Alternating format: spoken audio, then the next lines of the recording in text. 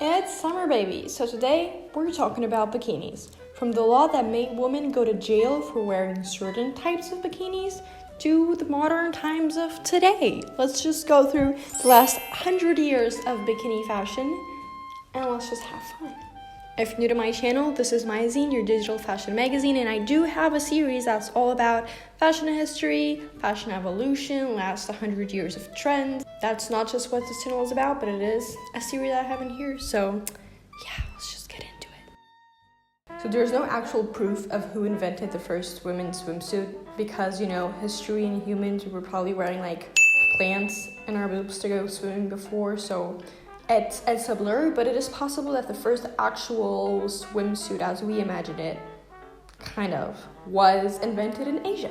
There is evidence of swimwear as far as 1400 years before Christ, where women wore very revealing two pieces. However, that sort of model did not last long. Moving forward in the timeline, in the 1880s, the swimsuit was invented.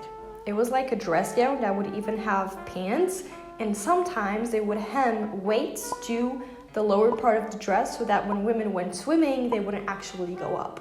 In 1913, Carl Jensen invented a two-piece bathing suit costume with matching stockings and a cap because yes, it was common for women to wear shoes and stockings to the beach and even inside of the water.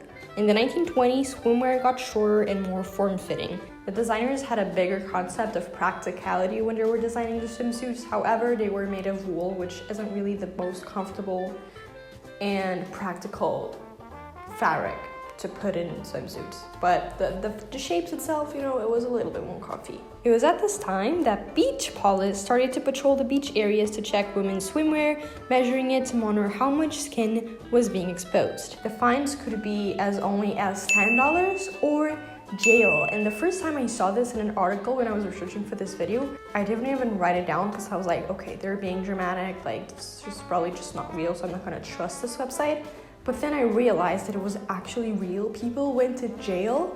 Women went to jail from the beach because they were wearing short swimsuits. Like there were actually laws of how much skin you could show. What designers were doing at this time to make women show more skin, but in a more appropriate way, was having swimsuits with bigger armholes and also adding V-necks to them.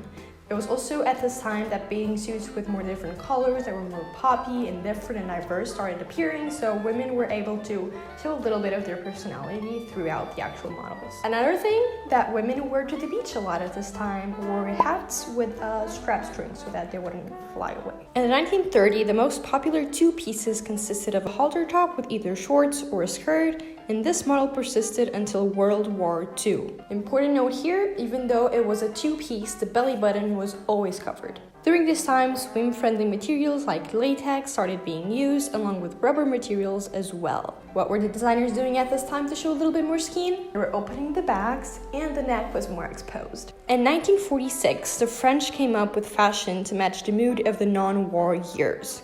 Jacques Haim and Louise Briard both invented prototypes of bikinis, with the last one inventing the first string bikini that had only 30 inches of fabric, and you guessed it, it showed the belly button. A very plausible reason for why it became so much more acceptable to wear such tiny bikinis with very little fabric was because of the fabric rationing during and after the World War. The string bikini was named after the first atomic bomb test site that was done in the Bikini atoll island in the Pacific Ocean.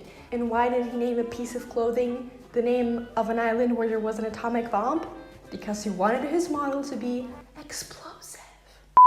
Little did he know his model wouldn't gain instant popularity as women were still very concerned about showing that much skin in public and kept opting for more conservative models. It was in this decade that bra cups in more fitting materials like nylon and elastic were adapted to swimsuits. Bathing suits, on the other side, were getting more wrapped around the body, most of them strapless or with tiny straps. Now, we have an icon here because Brigitte Bardot played a huge role in popularizing the bikini by appearing in a beach in the south of France wearing this. The bikini indeed only started being sold in America 1 year after it started being sold in France, and there were some places in Europe and around the Mediterranean that tried banning the bikini. Despite resisting the bikini trend, something that was rising in fashion at this time were swim caps that were very decorated and ornamented, and kind of the way to stand out on the beach. In 1962, Ursula Andress, the Bond girl, wore a bikini in Dr. No, who went absolutely viral.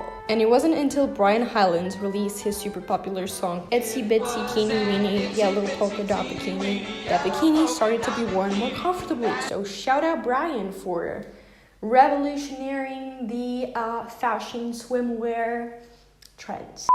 In 1967, several iconic female actresses were wearing bikinis, such as Marilyn Monroe, which truly contributed to making it more mainstream and acceptable. In the 70s, you could see a lot more string bikinis in the beach, as long as crochet, mesh, and spandex swimwear, which, if you think about it, it's really coming back, so that's where it came from, the 70s. In 1974, thong bottoms were invented in Brazil, known as the tango suit. These bikinis were lower in the hips, had strings, and very sexy booties.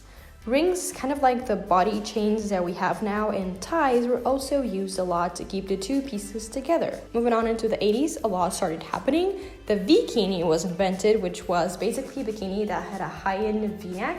Animal prints and neon were the way to go, and the gold medal bikini that was featured in a Star Wars movie caught everyone's attention and basically explains why in the late 80s bikinis were finally, but still only, 20% of the sales of swimsuits in the USA. In the 90s rise the tankini, which, if you allow me to make a prediction, I'm pretty sure it's gonna come back strongly, maybe in like 2 to 3 years. It's basically a bikini where the bottoms are regular bottoms, but then the top is literally like a blouse. Adjustable straps also started being applied to bikinis, just as they already existed in bras, and the Baywatch beach guard can be seen as a swimwear icon of the time. Finally, in the 2000s, the movie Blur Crush made history. Tops and bottoms started being sold separately to allow mix and match, and there was a lot more freedom of choice, allowing for creativity and confidence boost. Now, there's also been a lot of trends in the past 20 years, from the 2000s to where we are now, 2022. I think the best change that I can talk about is, I feel like in these decades, the bikini was made and seen, especially in the media, only for one type of body, while as I feel like in the last 20 years, the bikini started being sold for a lot more of body types, being a lot more body inclusive, and we've got glittery bikinis, tie-dye bikinis, really cute and fancy trikinis, and bathing suits. There's just so much going on nowadays. I'd be very curious if you bought any new bikinis this season. If you have any story of like your grandma being arrested on the beach because of a bikini, definitely comment down below.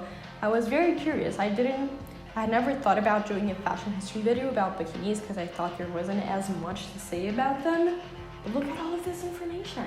I had a lot of fun researching, doing all of this. So comment down below which bikini trends you think are trending this year. What did you buy? If you have any, like, again, stories about grandmas going to jail and the beach. I hope you like this video. If you like this series of Fashion Evolution, please give this a like. It really helps the algorithm boost the content. I know that my subscribers like it so that I can make more videos like this. And yeah, that's all for today. I really hope you like, guys, and I'll see you next Sunday. Bye!